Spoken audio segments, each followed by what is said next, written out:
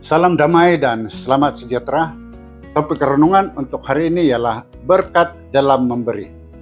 Firman Tuhan dalam Amsal 11 ayat 25 berkata, "Siapa banyak memberi berkat diberi kelimpahan. Siapa memberi minum, ia sendiri akan diberi minum."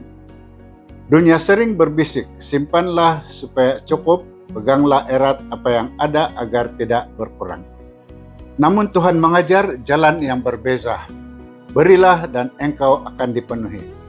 Memberi bukan sekadar tentang harta, tetapi tentang hati yang terbuka, meluangkan masa, memberi perhatian, dan menyatakan kasih dengan tulus.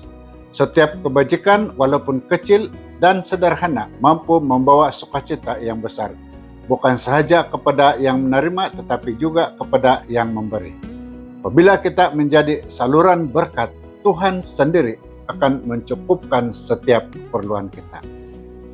Hari ini, marilah kita membuka tangan dan hati serta menjadi berkat yang hidup bagi orang di sekeliling kita. Mari kita berdoa. Ya Tuhan, jadikanlah kami saluran berkat kepada orang yang berada di sekeliling kami. Dalam nama Yesus kami berdoa. Amin.